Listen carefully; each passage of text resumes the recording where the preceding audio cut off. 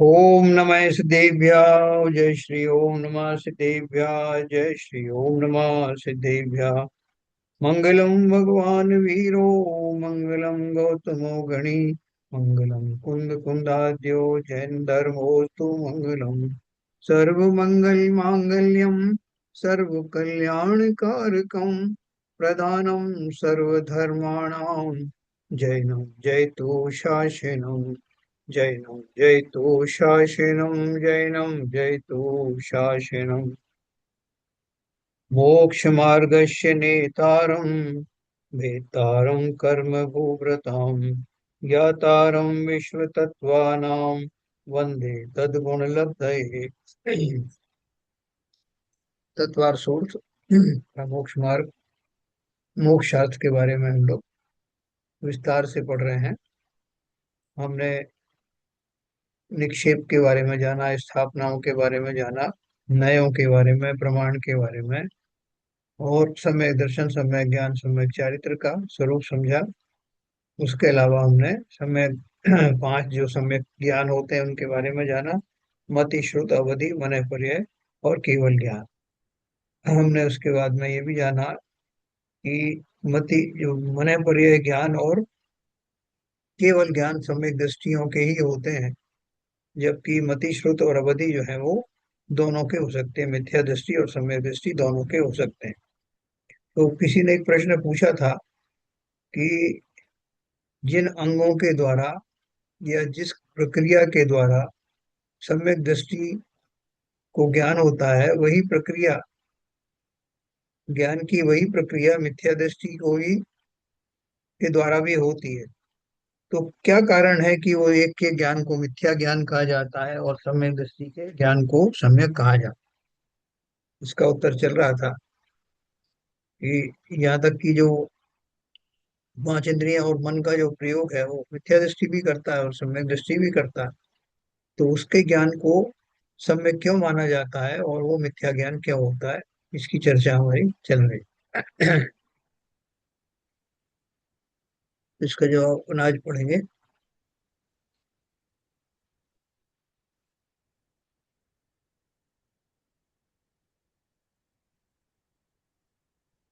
देखिए, हमने ये पढ़ा था कि किसी ने प्रश्न किया, जैसे सम्यक दृष्टि जीव नेत्रादि इंद्रियों से रूप आदि को सुमति से जानता है, उसी प्रकार मिथ्या दृष्टि भी कुमति ज्ञान से उन्हें जानता है।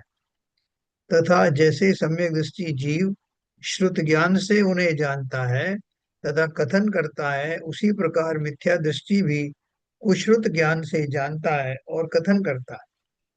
तथा जैसे सम्यक दृष्टि अवधि ज्ञान से रूपी वस्तुओं को जानता है, उसी प्रकार मिथ्या दृष्टि को अवधि ज्ञान से जानता है। तब फिर मिथ्या दृष्टि के ज्ञान को मिथ्या ज्ञान क्यों कहते हो? है ना, प्रश्न समझ में आया होगा आपको।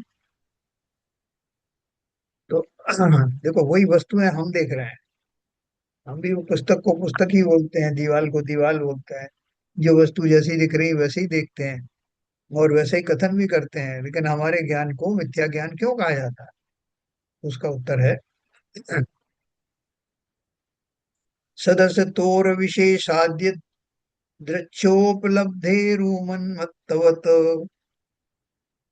यदृक्षोपलब्धे माने अपनी इच्छा से, चाहे जैसा, विम्स एंड फैंसीज होता है ना, ग्रहण करने के कारण विद्यमान और अविद्यमान पदार्थों का अविशेषात यानी भेद रूप ज्ञान यथार्थ विवेक न होने से उन्मत्तवत पागल के ज्ञान की भांति मिथ्या दृष्टि का ज्ञान विपरीत अर्थात मिथ्या ज्ञान ही होता है। हाँ? क्या होता है इसका? यह सूत्र बहुत उपयोगी है। यह मोक्ष शास्त्र है। इसलिए अविनाशी सुख के लिए सम्यक दर्शन ज्ञान चारित्र रूप एक ही मार्ग है। यह पहले सूत्र में बताकर दूसरे सूत्र में सम्यक दर्शन का लक्षण बताया है, जिसकी श्रद्धा से सम्यक दर्शन होता है। वे सात तत्व चौथे सूत्र में बताए हैं। तत्वों को जानने के लिए प्रमाण और नए के ज्ञानों की आवश्यकता है, ऐसा छठवें सूत्र में कहा है। पांच ज्ञान सम्यक हैं, इसलिए वे प्रमाण हैं। यह 9वें 10वें सूत्र में बताया है। और उन पांच सम्यक ज्ञानों का स्वरूप 11 से 30वें सूत्र तक बताया है ना। संक्षेप में जो मैंने आपको बताया उसको उन्होंने रिपीट किया है। इतनी भूमिका बांधने के बाद मति, श्रुत और अवधि, ये तीन मिथ्या ज्ञान भी होते हैं। और जीव अनादि काल से मिथ्या दृष्टि है, इसलिए वह जब तक सम्यक को नहीं पाता तब तक उसका ज्ञान विपर्य है ना। ज्ञान में तब तक उनका मतलब मिथ्यात्मना विद्यमान है। यह 31वें सूत्र में बताया है। सुख के सच्चे अभिलाषी को सर्वप्रथम मिथ्या दर्शन का त्याग करना चाहिए। कैसे त्याग करें, मिथ्या दर्शन का त्याग कैसे होता है, यह बताने के लिए इस सूत्र में मिथ्या ज्ञान, जो कि सदा मिथ्या दर्शन पूर्वक ही होता है, उसका स्वरूप बताया है ना। कल अपन इसकी चर्चा भी की थी और आप सबने इसका उत्तर भी दिया था कि हमारे जीवन में बसा हुआ जो मिथ्या श्रद्धा है, उस श्रद्धा के फल स्वरूप वस्तु जैसी है वैसी दिखाई देती नहीं, है ना। जैसे कोई हमारा मित्र है लेकिन हम उसे शत्रु मान रहे हैं, तो हम काफी लंबे समय तक उससे शत्रुतापूर्ण व्यवहार कर रहे हैं। लेकिन किसी ने हमको समझाया कि देखो, वो तुम्हारा मित्र है, उसके कई प्रमाण हमें दिए, तो बहुत प्रमाण मिलने के बाद में हमको विश्वास हुआ तो हो जाता है। तब हमारा श्रद्धान उसके प्रति सच्चा हो जाता है, तो हम उसको शत्रु की बजाय मित्र मानने लगते हैं।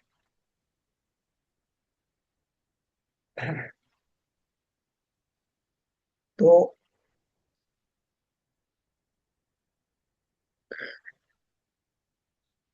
इसी तरह से अभी आपको कुछ उदाहरण बताएंगे, तो जिसमें जो मिथ्या दृष्टि जीव है, वो जो वस्तुएं हैं, जो स्वरूप है, उसके बारे में उसकी कैसी भ्रांतियां होती हैं। और कई बार वो वस्तु जैसी है वैसी कह भी देता है, लेकिन वो वास्तव में उसको कोई सीरियसली लेता नहीं। कोई पागल है, जैसे इसमें एक उदाहरण आया है कि वो पागल है, वो पागल जो है वो हर चीज को उल्टा सीधा बोलता है। पत्नी को माता बोल देता है, माता को पत्नी बोल देता है, भाई को चाचा बोल देता है, कुछ भी बोल देता है। लेकिन कभी कभी वो उसके मुंह से वो भी निकल जाता है कि जो सत्य है। जैसे एक एक दिन उसने पत्नी को पत्नी कहा, माता को माता कहा, लेकिन इतने मात्र से उसका पागलपन ठीक हो गया ऐसा कोई मानेगा नहीं कि देखो आज तो इसने सही बताया। तो उसके बाई चांस में जो कुछ चल रहा है उसमें उसने उसको ऐसा कह दिया, दूसरे ही पल वो फिर बदल जाएगा। तो इसलिए जो मिथ्या दृष्टि है व्यक्ति है, उसको वस्तु के स्वरूप में बहुत भ्रम रहता है। और उसका जो है वो भ्रम के फलस्वरूप वस्तु की जैसी स्वरूप है वैसा स्वरूप उसको प्रतिभासित होता नहीं। इसी का नाम मिथ्या दृष्टिपना है। और उस मिथ्या दृष्टिपने के कारण होने वाला उसका जो ज्ञान है, अपन बोलते हैं पागल का ज्ञान का क्या भरोसा। पागल की भी कोई बात है, अभी कुछ कह रहा है कल कुछ कह रहा है। तो उसका जो ज्ञान है, इसलिए वो मिथ्या ज्ञान पाता है, क्योंकि उसकी श्रद्धा सम्यक नहीं, उसको वस्तु स्वरूप का सच्चा श्रद्धा नहीं होता। तो बोल रहे हैं, सुख के सच्चे अभिलाषी को मिथ्या ज्ञान का स्वरूप समझाने के लिए कहा है कि नंबर 1, मिथ्या दृष्टि जीव सत और असत के बीच का भेद यानी विवेक नहीं जानता। इससे सिद्ध हुआ कि प्रत्येक भव्य जीव को पहले सत्य क्या है और असत क्या है, इसका यथार्थ ज्ञान प्राप्त करके मिथ्या ज्ञान को दूर करना चाहिए। नंबर 2, जहाँ सत और असत के भेद का अज्ञान होता है, वहाँ नासमझ पूर्वक जीव जैसा अपने को ठीक लगता है वैसा पागल पुरुष की भांति अथवा शराब पिए हुए मनुष्य की भांति मिथ्या कल्पनाएं किया ही करता है। इसलिए यह समझाया है कि सुख के सच्चे अभिलाषी जीव को सच्ची समझ पूर्वक मिथ्या कल्पनाओं का नाश करना चाहिए। जैसा अभी मैंने आपको उदाहरण दिया, वो पागल पुरुष का वही उदाहरण उन्होंने यहाँ दिया है। पहले से 30 तक के सूत्रों में मोक्ष मार्ग और सम्यक दर्शन तथा सम्यक ज्ञान का स्वरूप समझाकर उसे ग्रहण करने को कहा है। वह उपदेश अस्थि से दिया है और 31वें सूत्र में मिथ्या ज्ञान का स्वरूप बताकर उसका कारण 32वें सूत्र में देकर मिथ्या ज्ञान का नाश करने का उपदेश दिया है, अर्थात इस सूत्र में नास्ति से समझाया। इस प्रकार अस्ति नास्ति के द्वारा अर्थात अनेकांत के द्वारा सम्यक ज्ञान को प्रकट करके मिथ्या ज्ञान को नास्ति करने के लिए उपदेश दिया है। एक से एक मिनट में।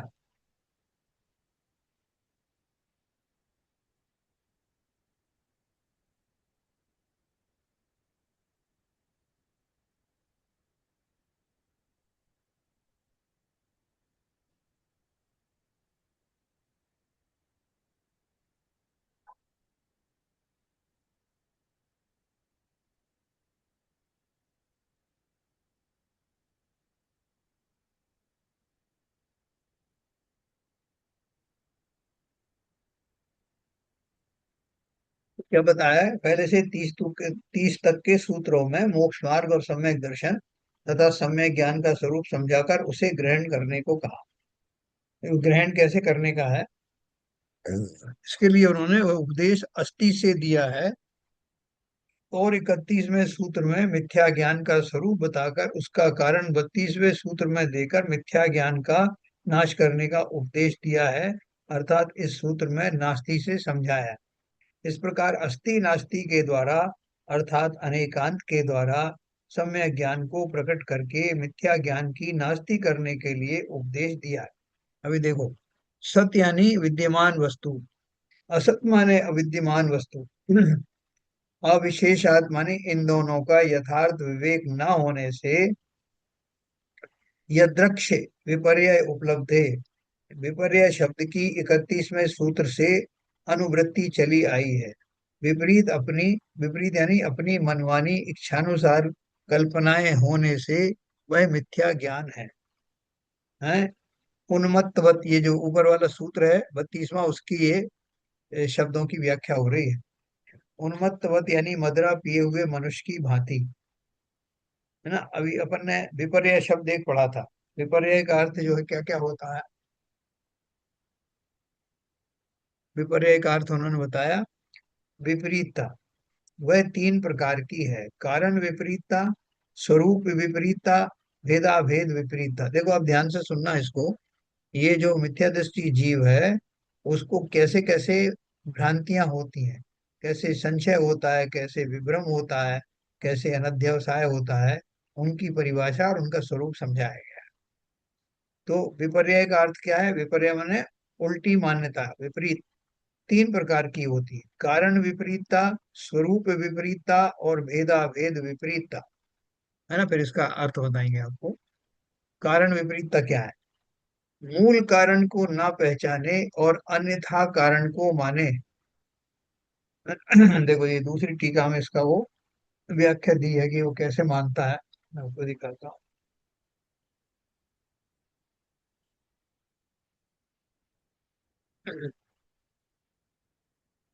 कारण विपरीतता में क्या है? जिसको जाने उसके मूल कारण को ना पहचान कर उसका अन्य ही कारण मानना। जैसे दुख को जाना, उसका मूल कारण अपने कर्म को ना जानकर उसे ईश्वर अथवा अन्य किसी व्यक्ति पर थोपना, ये कारण विपरीतता हुई। दूसरी शरीर स्वरूप विपरीतता, क्या लिखा है इसमें? जिसे जानता है उसके मूल वस्तुभूत स्वरूप को ना पहचाने और अन्यथा स्वरूप को माने। इसमें दिया है स्वरूप विपरीता, वस्तु का मूल स्वरूप न जानकर अन्यथा स्वरूप मानना, आत्मा को चेतना स्वरूप न जानकर शरीर आदि को आत्मा मान।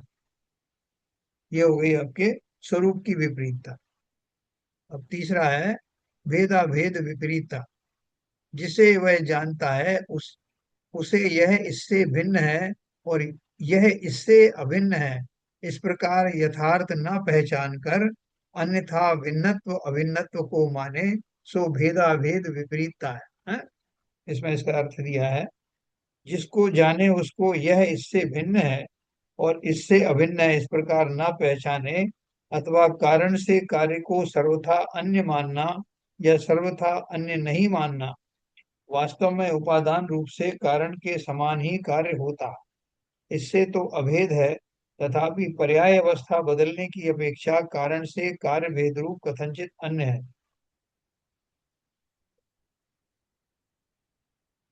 विविध एकांत दर्शन इसी मिथ्या ज्ञान के परिणाम है। ज्ञान में अतिशय का होना और बात है, और सम्यक ज्ञान की प्राप्ति होना और बात। मिथ्या दृष्टि के भी संसार को चकित कर देने वाला क्षयोक्षम देखा जाता है, पर वह ज्ञान मूल में सदोष होने के कारण मिथ्या ज्ञान ही है। ऐसे मिथ्या ज्ञान तीन हैं ना, ये अपन ने ये जाना इसमें। तो ये तीन तरह की जो विपरीतता है, ये अपन ने जान ली। विपर्य यह कारण विपरीतता, स्वरूप विपरीतता और भेद अभेद विपरीतता। जैसे ये तीसरा वाला था ना, भेद अभेद विपरीतता, इसका अर्थ क्या है? जिसे वो जानता है उसे यह इससे भिन्न है और यह इससे अभिन्न है। एक किसके लिए कही गई ये बात? इसका अर्थ क्या है ये वाले का, भेद अभेद विपरीतता? मिथ्या दृष्टि को ये कैसे कंफ्यूजन होता है कि ये इससे भिन्न है और ये इससे अभिन्न है, वो ना पहचानता। जैसे शरीर और आत्मा, सिंपल बात है कि शरीर आत्मा शरीर से भिन्न है ऐसा ना जानकर शरीर और आत्मा एक हैं, अभिन्न है ऐसा मानना। ठीक है, तो ऐसा जो मानेगा उसको भेद विज्ञान नहीं होगा ना। तो इसलिए ये तीसरे नंबर की विपरीतता, भेद अभेद विपरीतता। तो ये तीन तरह का जो है उसको विपरीत ज्ञान होता है, विपर्य होता है। अब ये तीनों प्रकार की विपरीतताओं को दूर कैसे करें, क्या करना पड़ेगा? इन तीन विपरीतताओं को दूर करने का उपाय, सच्चे धर्म की यह परिपाटी है कि पहले जीव सम्यक प्रकट करता है, पश्चात व्रत रूप शुभ भाव होते हैं। देखो समझना बात हम उल्टा करते हैं। यहाँ क्या बोल रहे हैं? सच्चे धर्म की परिपाटी है कि पहले जीव सम्यक प्रकट करता है, पश्चात व्रत रूप शुभ भाव होते हैं, और सम्यक स्व और पर का श्रद्धान होने पर होता है, तथा वह श्रद्धान द्रव्यान योग यानी अध्यात्म शास्त्रों का अभ्यास करने से होता है। इसलिए पहले जीव को द्रव्यान योग के अनुसार श्रद्धा करके सम्यक दृष्टि होना चाहिए, और फिर स्वयं चरणान योग के अनुसार सच्चे व्रतादि धारण करके व्रती होना चाहिए। हाँ, क्या बता रहे हैं इसकी, इसका जो क्रम है, आपने मोक्ष मार्ग प्रकाशक में भी ये क्रम पढ़ा हो। तो क्या क्रम उन्होंने बोला कि द्रव्यान योग का अर्थ क्या हुआ कि आत्मा संबंधी बातों को जानना। जितने भी द्रव्य हैं, छह द्रव्य हैं, उनमें आत्म द्रव्य के बारे में जानना। तो सबसे पहली बात है कि मैं अपने बारे में तो जानूं कि मैं कौन हूँ, कहाँ से आया हूँ, क्यों आया हूँ, कहाँ जाऊंगा, और संसार में क्यों रुल रहा हूँ। ये सारी बातें प्रारंभ में जाननी होगी। वहां से आपको ये चिंतन आएगा कि मैं कौन, और मैं कैसे, मैं कौन हूँ जिसे सुखी होना है, वह मैं कौन हूँ। और वो जब मैं जान लिया कि मैं आत्मा हूँ, तो आत्मा कौन होती है, आत्मा का क्या लक्षण होता है, आत्मा क्या खाती पीती है, आत्मा को किससे सुख मिलता है, ये सब जान लेने के बाद जब विश्वास हो जाता है कि मैं इस तरह का अनूठा द्रव्य हूँ, तब अब उसको संसार की जो भोग आदि की सामग्री हैं उनमें रस आना कम हो जाता है, उनसे सुख मिलेगा ऐसा उसकी जो गलतफहमी थी वो दूर होने लगती। तो फलता है वो उसके मार्ग में उन संसारी भोग आदि इंद्रियों के भोगों का के प्रति उदासीनता का प्रारंभ होता है। उदासीनता का प्रारंभ होता है, तभी उसको स- संयम धारण करने का भाव प्रबल होता। आपने पढ़ा होगा कि जो चतुर्थ गुण स्थानधारी हैं, जिन सम्यक दर्शन हुआ है, वो निरंतर ये भावना वाते हैं कि कब वो नियम संयम आदि विधिवत धारण करें। उनके जीवन से अनर्गल प्रवृत्ति तो पहले ही चली जाती है, इसी वजह से तो उनको सम्यक दर्शन हुआ है। लेकिन सम्यक दर्शन होने के बाद निरंतर उनकी भावना ऊपर की भूमिकाओं में जाने की, सम्यक चारित्र को अपनाने की निरंतर बनी रहती है। तो इसलिए सबसे पहले क्या करना, ये सीक्वेंस है, इस सीक्वेंस से उल्टा भी होता है, वो भी अपन बात करेंगे। तो सबसे पहले जीव को किस प्रकार से, इसका भी तरीका बताया। क्या बताया? पहले जीव सम्यक्त प्रकट करता है, पश्चात व्रत रूप शुभ भाव होते हैं। मतलब असली जो व्रत होते हैं, जिनमें जीव उदासीन होकर के स्वयं ही उन भावों से, उन भोग आदि से विरक्त हो जाता है। अभी तो मैंने बोला साहब, आपने दो प्रतिमा धारण करी है, एक प्रतिमा धारण करी है, चार प्रतिमा धारण करी है, तो वो क्या है कि वो बलपूर्वक उन बाह्य क्रियाओं को का संकल्प करने की बात होती है।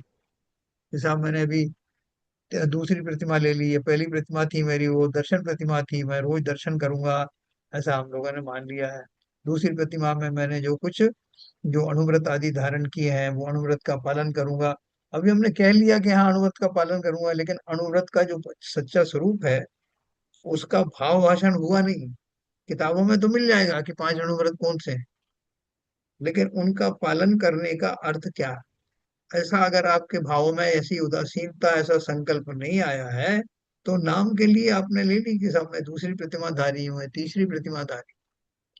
तो यहाँ तो किसकी बात चल रही है? अभी सीरियस होकर के समझना है कि मुझे सम्यक धारण करना है।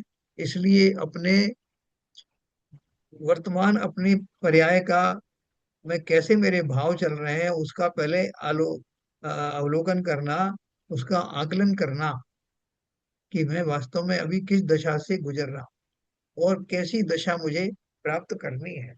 अगर नहीं होता है उस तरह का उदासीनता, तो बार बार शास्त्रों का पढ़ना, सत्संग का करना, स्वाध्याय आदि करना, वो सब क्रियाओं में इन्वॉल्व होकर के अपनी दशा को वहां लाना जहां मैं स्वयं ही संयम पालन करने के लिए बेचैन हो जाऊं। वो कब आएगी दशा? जब मैं स्व का स्वरूप जानूं। तो सम्यक्त स्व और पर का श्रद्धान होने पर होता है, तथा वह श्रद्धान द्रव्यानुयोग यानी अध्यात्म शास्त्रों का अभ्यास करने से होता है। इसलिए पहले जीव को द्रव्यानुयोग के अनुसार श्रद्धा करके सम्यक दृष्टि होना चाहिए, और फिर जब सम्यक दर्शन हो गया तो अपने आप ही आपके भाव बनेंगे कि मैं अणुव्रत आदि धारण करूं, मैं व्रतों को धारण करूं। क्यों धारण करूं? अब मेरे भूमिका में उनको धारण करने में पुण्य प्राप्त होगा, ऐसा भाव नहीं। जबकि अगर मैं पहले ये करता तो वहां पुण्य आदि की प्राप्ति की कामना रहती।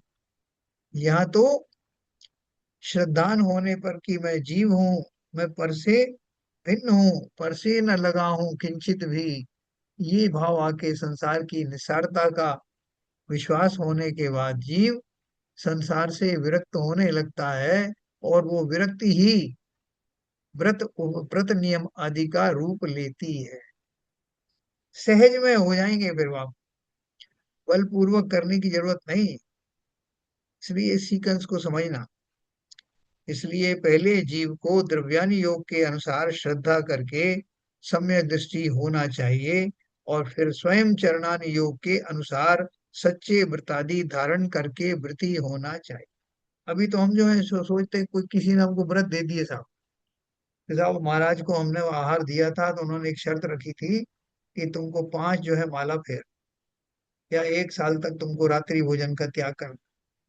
तो अब मजबूरी है साहब, उन्होंने व्रत ले लिया, हमने नियम ले लिए तो कर रहे हैं पूरी। तो वहां ऐसे जोर जबरदस्ती से लेने में हमारे भाव अगर नहीं बन रहे हैं तो उसका कोई फल नहीं है। श्रद्धा पूर्वक उनमें एकदम विश्वास होकर के तब हम करते हैं, अगर उसमें, तभी उसका लाभ मिलता है। और वो किसी के जबरदस्ती करने पर नहीं, स्वयं ही स्वीकार करने पर प्रकट होते हैं। इस प्रकार मुख्यतः से तो निचली दशा में ही द्रव्यानि योग कार्यकारी है। कुछ लोग बोलते हैं कि जो द्रव्यानि योग है वो ऊपर की बात है, वो ऊंची ऊंची बात है भाई साहब, तो हमें तो पूजा पाठ करने दो, हमें तो ये सब ये छोड़ो, वो पकड़ो, ये सब करने दो। द्रव्यानि योग जैसे समय सार आदि ग्रंथ है, या बड़े बड़े जो ग्रंथ हैं जो द्रव्यानि योग के हैं, वो तो ज्ञानी लोगों के पढ़ने के लिए। हमको कहाँ इसमें चक्कर में घुसा रहे हो। वेदियान और फलाना और क्या क्या शब्द आप यूज करते हो। तो बोल रहे हैं कि नहीं, पहले निचली अवस्था में ही मैं कौन हूँ इसका स्वरूप आपको एलिमेंट्री रूप से मालूम होना चाहिए। इस प्रकार लिखा ना, इस प्रकार मुख्यता से तो निचली दशा में ही द्रव्यान योग कार्यकारी है, यथार्थ अभ्यास के परिणाम स्वरूप में विपरीतता के दूर होने पर निम्न प्रकार यथार्थतया मानता है। देखो, अब आपको इसके लक्षण बता रहे हैं कि जब आप वास्तव में द्रव्यान योग का अभ्यास करोगे तो आपको क्या लाभ होने वाला है। ये सीक्वेंस आपको सही लगती है क्या सीवीजन साहब, कि पहले हमको द्रव्यान योग का ज्ञान हो, फिर हम जो व्रत नियम संयम आदि धारण करें।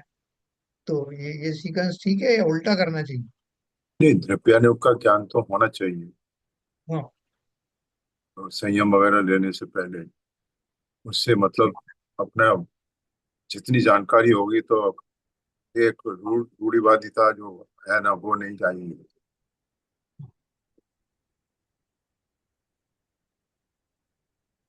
ठीक है, सही है। तो फिर ये क्या पूजन पाठ वगैरह सब छोड़ दें तो द्रव्यान योग तो पढ़ने लग जाए। नहीं, छोड़ने की किसने कहा है? हाँ। इसमें ये कहाँ कहा है कि पूजन छोड़ दी? वो तो ज्ञान कोई भी अर्जित करने का मतलब है तो ये दूसरे जो आलम्बन है उनको छोड़ दो, ऐसा तो कहीं नहीं लिखा है। तो अच्छा, हाँ, तो जब तक ये ज्ञान नहीं हो हमको आत्मा के बारे में, तब तक हम व्रत वगैरह भी नहीं ले सकते क्या, नियम नहीं नहीं, उपवास वगैरह। ज्ञान नहीं होगा मतलब ज्ञान लेने की कोशिश करना चाहिए। हाँ। ये वगैरह रखने से तो कम से कम कषायों से तो दूरी रहेगी। हाँ। मगर प्रेफर यही किया है जो सीक्वेंस बताया है कि उसका ज्ञान लेना चाहिए। जानकारी तो देखो, होनी चाहिए ना। बिल्कुल सही है। एक द्रव्य उसके गुण या पर्याय दूसरे द्रव्य उसके गुण या पर्याय में कुछ भी नहीं कर सकते। क्या बोल रहे हैं, जब आपकी निरंतर अभ्यास से विपरीतताएं दूर हो जाती हैं, तीन तरह की विपरीतता बताई है, तब जीव के भाव कैसे होते हैं। बोलते हैं तब वो क्या सोचता है, एक द्रव्य दूसरे गुण या पर्याय दूसरे द्रव्य उसके गुण या पर्याय में कुछ भी नहीं कर सकते। देखो, न केवल एक द्रव्य दूसरे द्रव्य का कुछ नहीं कर सकता, बल्कि उसी द्रव्य के अलग अलग गुण भी एक दूसरे के पूरक नहीं हो सकते। शक्कर में सफेदी है तो सफेदी जो है वर्ण में तो शोभा देती है, लेकिन सफेदी होने से शक्कर मीठी हो जाएगी आवश्यक नहीं। इसलिए आप बोलोगे नहीं साहब उसकी पूर्ति इससे हो गई ना, सफेद तो है ना वो कम से कम। तो सफेदी होना वो मीठेपन का परिचायक नहीं, बहुत सारी चीज सफेद होती। तो इसलिए एक गुण दूसरे गुण का कार्य भी नहीं कर सकता।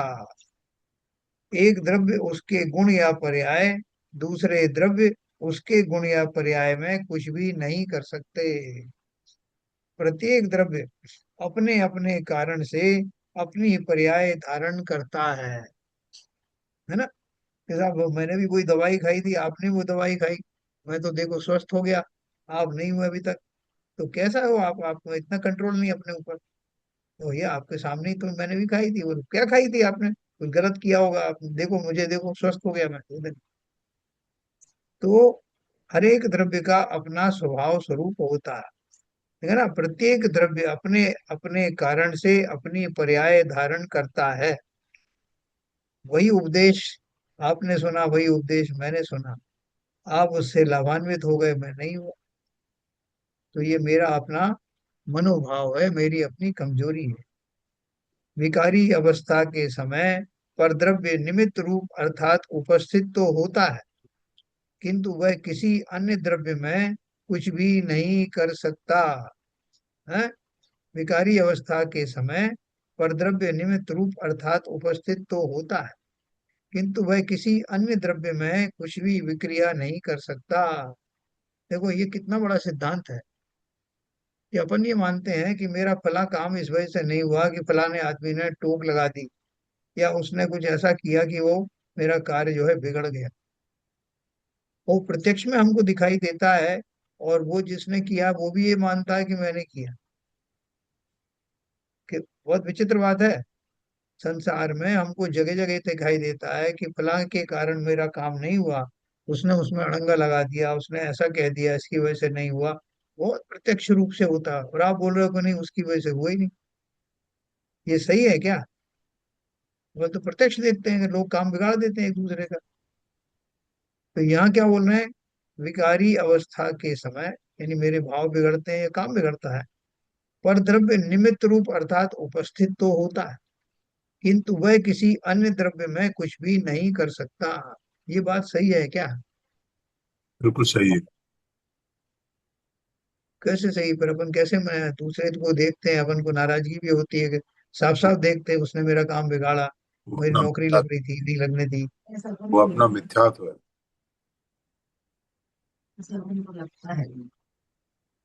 है। तो बोलते मिथ्या हैं कि मेरी बेटी की शादी हो रही थी, वो पड़ोसियों ने भड़का दिया, नहीं हुई। वो सब मिथ्यात्व है। नहीं, मगर अपन इसमें पढ़ के बोल रहे हैं, लेकिन आप देखो कि प्रैक्टिकली तो ऐसा दिखाने देखने में आता है, जगह जगह देखने में आता है। इसलिए तो संसारी जीवन मिथ्यात्व से भरे हुए हैं, संस्कार वैसे ही पड़े हुए हैं। तो मान्यता इस बात मान्यता को ऐसी है। विश्वास। हाँ। हमारा प्रयोजन भूत जो है ना, वही गलत है। मान्यता से हम संस्कार, जो हमारे पुराने संस्कार भरे हुए हैं, जी। वो उसी में बहते चलते रहते हैं।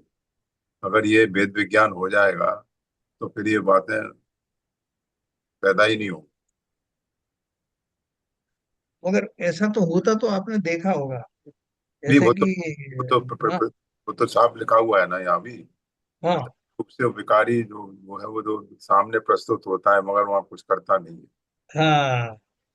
इसका अर्थ क्या है कि उस व्यक्ति की या उस परिस्थिति की उपस्थिति तो अवश्य होती है, लेकिन कार्य किस वजह से होता है? मेरे भवितव्य के अनुसार होता है। मैं उस पर आक्षेप, उस निमित्त के ऊपर आक्षेप लगा देता हूँ कि इसकी वजह से नहीं हुआ, है ना? जितने दिन तक जो कार्य जैसा होना होता है वो कार्य वैसे ही हो रहा है। तो जैसे बंगाल में बताया कि अभी ममता बनर्जी का शासन था, तो उस काल में जो जो कुछ विपरीतताएं आई, जितने लोगों पर संकट आए, वो सब संकट चल रहे थे। अब वो संकट जो है, अभी देखो एक बहुत अच्छी एग्जांपल है यही वाली। अब वो संकट अचानक से जब वो इलेक्शन हार गई, तो वो सारे उनके जो, उनके ऊपर जो प्रेशर था, जो दबाव था, वो समाप्त हो गया। तो सीधा सीधा आदमी यही कहेगा ना कि वो उस कुशासन की वजह से उसके उनके ऊपर अत्याचार हो रहे थे। इसमें कोई दो राय नहीं। सारे लोग यही कहेंगे, सारा मीडिया यही कहेगा, हम और आप भी यही कहेंगे। इसमें ये सिद्धांत कैसे घटित करें? सही देखिए, वो चीज व्यवहार रूप से तो बिल्कुल सही है, मगर काल अवधि के अनुसार जैसी भव्यता थी, जैसा होना था वैसा हुआ। अभी पर्याय बदलने से जो भी चेंजेज आए हैं, अभी भव्यता बदल गई तो उसके अनुसार परिस्थितियां बदल गई, उनके अनुसार होंगी, काम हो रहा है। सही कहा आपने। जिन जीवों को उस मोड के माध्यम से, उसकी उपस्थिति, उस शासन की उपस्थिति के कारण जितने कष्ट भोगने थे, उतने काल तक की उनकी कालावधि थी। कालावधि पलटने के बाद अब उनको उससे मुक्ति मिल गई। उसमें वो सारे जीव शामिल हैं जो किसी न किसी रूप में दुखी थे। इसके साथ ही कुछ वो लोग भी थे जो उस काल में बहुत सुखी थे, जो उसके सहायक थे, साथी थे, और उनकी परिस्थिति भी बदल गई, वो अब दुखी हो गए। अभी तो साहब वो परिस्थिति। हाँ। कटवनी भी वापस कर रहे हैं, हाँ, हाँ, हाँ, हाँ, जाके। हाँ, है ना? तो क्या हुआ? अगर अपन इसको बहुत गौर से देखें तो सिद्धांत के अनुसार वास्तव में जीव के अपने क्रमबद्ध पर्याय में जो घटनाएं जिस रूप में होनी होती हैं, वो घटनाएं वैसी ही होती हैं। और वो जो निमित्त आदि हैं जिनके ऊपर हम आरोप लगाते हैं, वो निमित्त भी उसी अनुसार फलित होते हैं। वही निमित्त, जैसे मैंने शासन का उदाहरण दिया कि ममता का शासन काल, वो उसके साथियों के लिए तो अभी दुख का पहाड़ टूट पड़ा कि जिस सत्ता का वो कर रहे थे वो सत्ताएं चली गई और उनको प्रताड़ित किया जा रहा है। और उसके विपरीत जो पहले प्रताड़ित हो रहे थे, उनके लिए स्वर्णिम काल आ गया। तो वही निमित्त होते हुए भी, निमित्त क्या है उसका, शासन, टीएमसी का शासन मान लो फॉर एग्जाम्पल। तो निमित्त वही है, लेकिन वो निमित्त अलग अलग जीवों के लिए अलग अलग प्रकार से कार्यकारी होता हुआ देखा जाता है ना। तो ये अपनी मान्यता, ये उन्होंने क्या लिखा ऊपर, विपरीतता के दूर होने पर इस प्रकार से मानने लगता है। जैसा हम और आप अब मानने के लिए अपन कुछ कुछ कन्विंस हो रहे हैं। तो क्या लिखा, एक द्रव्य उसके गुण या पर्याय, दूसरे द्रव्य उसके गुण या पर्याय में कुछ भी नहीं कर सकते, ये मैं मानने लगा हूं। प्रत्येक द्रव्य अपने अपने कारण से अपनी पर्याय धारण करता है। विकारी अवस्था के समय पर द्रव्य निमित्त रूप अर्थात उपस्थित तो होता है, किंतु वह किसी अन्य द्रव्य में कुछ भी नहीं कर सकता। अगर हमको ये विश्वास हो जाए, तो हमको उन जीवों के प्रति जिन्हें हम अपना शत्रु मानते हैं, जिनको मानते हैं कि हमेशा मेरे काम में रोड़ा अटकाता है, हमेशा मुझे दुखी करता है, उनके प्रति हमारे भाव में कुछ सुधार होगा क्या? फुल होगा। तो हम क्या मानने लगेंगे, उनकी कोई गलती नहीं। बिल्कुल, वो तो बात ये गलती जैसी पपीता थी वैसा हुआ। अगर ये बोलो क्या मानेंगे? संसार पैदा हो जाए तो बात ही क्या है। हाँ, हमारे सारे राग द्वेष, सारी कषाएं नाश को प्राप्त हों, वो अभी इसीलिए नहीं हो रही कि हमको वैसा दिखाई देता नहीं। सम्यक दृष्टि के जीवन में उसको अनंतानुबंधी कषायों का समापन हो जाता है। मतलब वो ऐसा गहरा ऊपर से हो सकता है, वो युद्ध आदि भी कर रहा है, लेकिन उसके भाव ऐसे खोटे और प्रगाढ़ नहीं होते। वो समझता है, वस्तु व्यवस्था भी सब समझता है। तो सोच के देखो कि अगर जब मुझे सम्यक दर्शन होगा, तो मेरे चिंतन में इस तरह का सुधार होगा। और क्या सोचूंगा मैं, प्रत्येक द्रव्य में अगुरु लघुत्व नामक गुण है, इसलिए यह द्रव्य अन्य रूप नहीं होता, एक गुण दूसरे रूप नहीं होता, और एक पर्याय दूसरे रूप नहीं होती। है ना। इसका अर्थ क्या हुआ कि मैं जीव से कभी पुद्गल नहीं बनूंगा, कभी पुद्गल जीव नहीं बनेगा।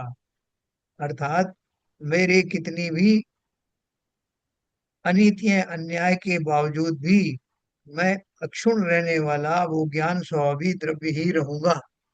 अपने द्रव्य के ऊपर विश्वास आएगा, और परद्रव्य कभी भी मुझे हितकारी नहीं हो सकता।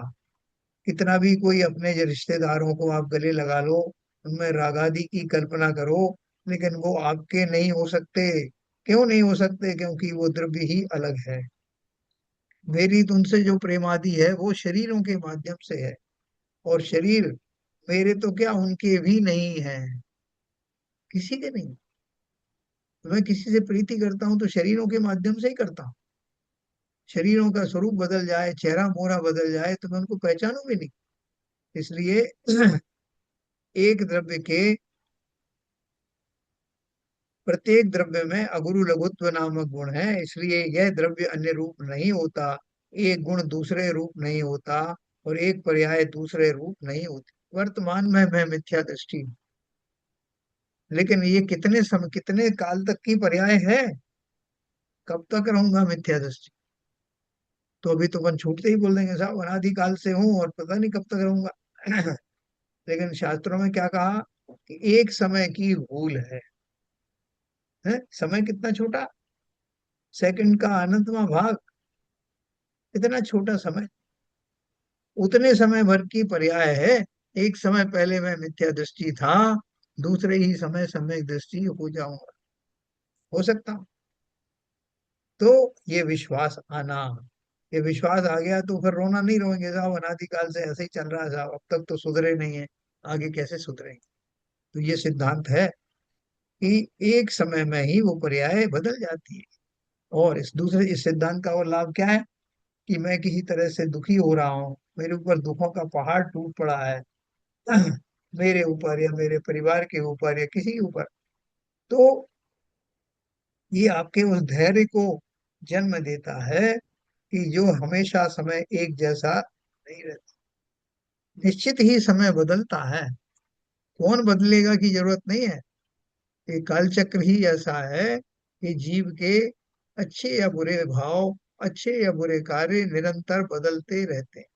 पर्याय बदलती रहती हैं। पर्याय एक समय की होती है, एक समय का वर्तमान काल होता है।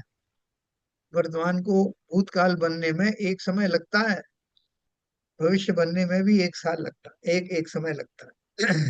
आपने जो एक समय बताया वो एक सेकंड का कितना भाग अन, होता अनंतमा भाग। है?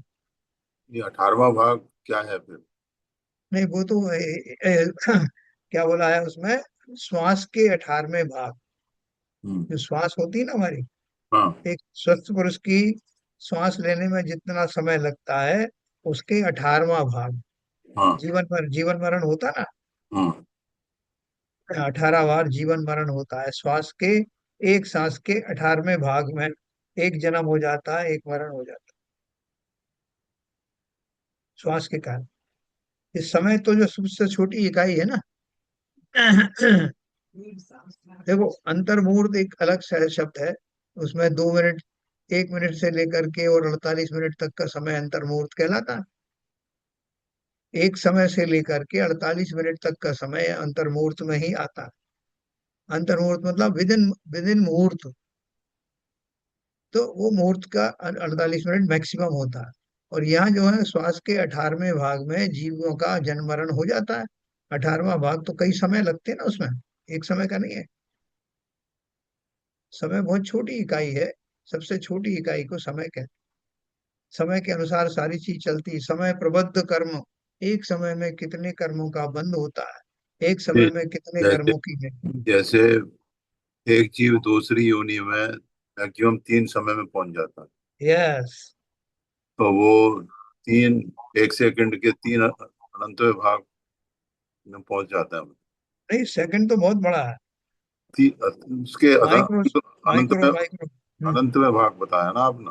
हाँ हाँ, सेकंड का अनंत में भाग। मतलब अब साइंस उसकी खोज नहीं कर पाई, माइक्रो माइक्रो से लगा करके और नीचे तक चले जाओ, तो वो जो यूनिट है समय की, उसे एक समय कहते हैं। उससे छोटी इकाई हो नहीं सकती।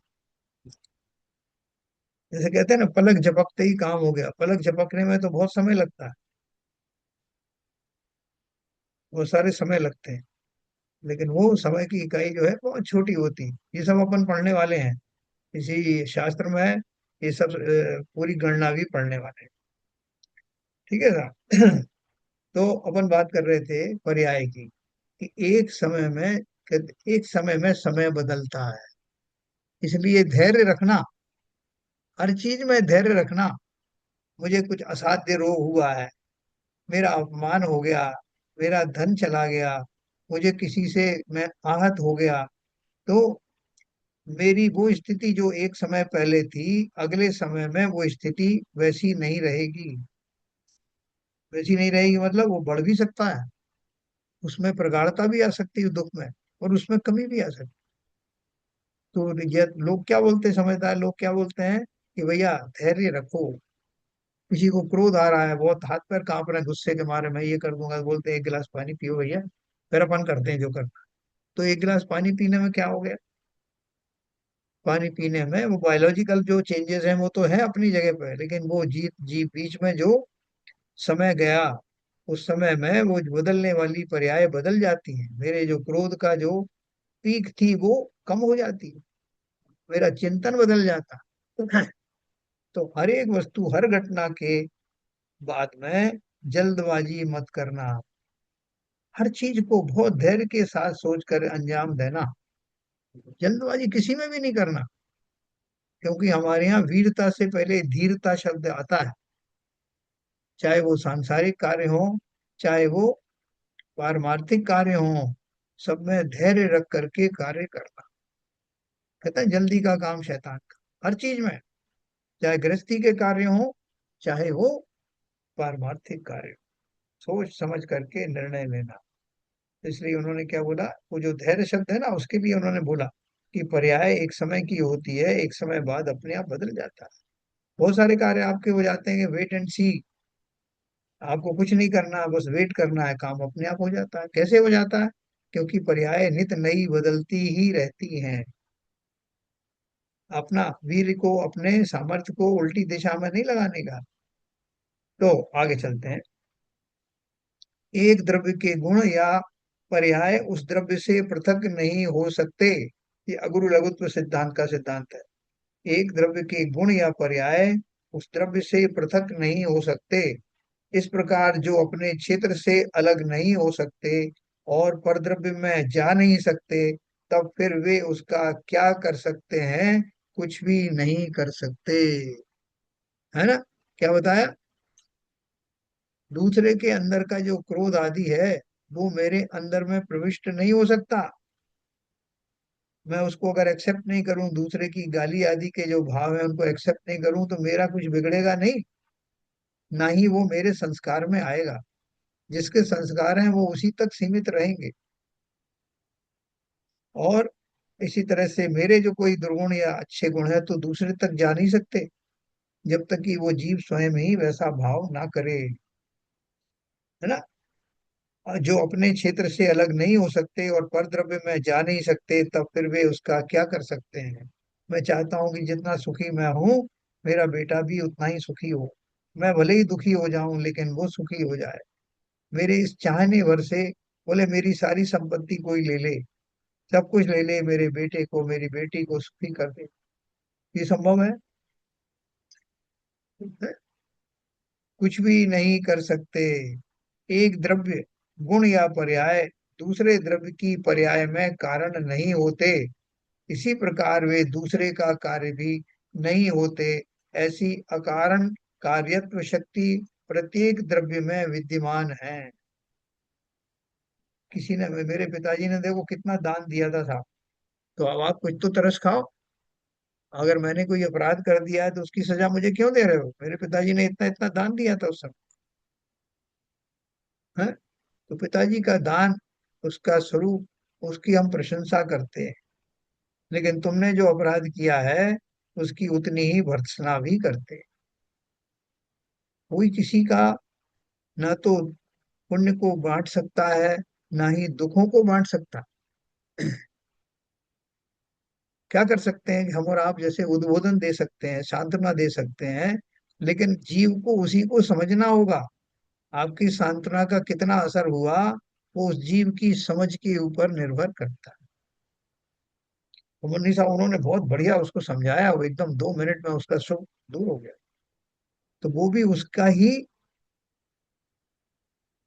काल लब्धि थी, जिसमें आपका उपदेश निमित्त बना, जिसको उसने अंगीकार किया, उसकी मेंटल अवस्था ने उसको स्वीकार किया, इसलिए वो हुआ। नहीं मानता तो कैसे हो जाता? आप कितने ही अच्छे वक्ता और उपदेश देने वाले होते, लेकिन वो कार्यकारी तभी होगा जब उस व्यक्ति के स्वयं के भाव वैसे बनेंगे। इसलिए उन्होंने बोला, इसी प्रकार वे दूसरे का कार्य भी नहीं होते। ऐसी अकारण कार्यत्व शक्ति प्रत्येक द्रव्य में विद्यमान है। इस प्रकार समझ लेने पर कारण विपरीतता दूर हो जाती। हम सारे जो है मोह के कारण अपने दुखों से उतने परेशान नहीं, जितने परेशान अपने स्वजनों के दुखों को लेकर के। कि साहब मैं तो अपने आप से कैसे भी सह लूंगा साहब, मेरी बात अलग है, लेकिन मेरे बाल बच्चे वो सुखी रहें, वो दुखी होते हैं तो मेरा कलेजा बैठ जाता है। मैं क्या करूं, भगवान से रोज प्रार्थना करता हूँ, एक माला एक्स्ट्रा भी फेरता हूँ कि इनके दुख दूर हो जाए। और साहब बोले कितने दिन हो गए आपको माला फेरते? बोले 10 साल हो गए। 10 साल में आपके बेटे बेटी सुखी नहीं हुए? बोले नहीं साहब, नहीं हुए, मेरी माला का कुछ असर हुआ नहीं ज्यादा। तो अब मैं सोच रहा हूँ माला की संख्या बढ़ा दूं, तो बढ़ाने से हो जाएगा। देखो कितनी भ्रांतियां हमारे अंदर। दूर बैठा हुआ है एक बालक हमारा, हमारा मोह ये कह रहा है कि मैं उसके लिए क्या कर डालूं, और उधर उसे उसको कोई मतलब ही नहीं हो। काय का मंदिर, काय का देरा, कुछ नहीं है संसार में, सब बेकार है, ऐसा वो चिंतन कर रहा है। और हम एक माला और इसकी फेर रहे हैं कि उसको सद्बुद्धि आ जाए। देखो ये जगत की जो लीला है, अपन ने जो पहला पॉइंट पढ़ा वो किसका है? कि जब जीव को विपरीतताओं का सम्यक ज्ञान होता है कि ये विपरीतता है, ऐसा चिंतन वो करता था पहले, जब उसके वो विभ्रम, विपरीत मान्यताएं निबट जाती हैं, तब उसको ये जो कुछ सिद्धांत में लिखा है वैसा ही महसूस होने लगता है।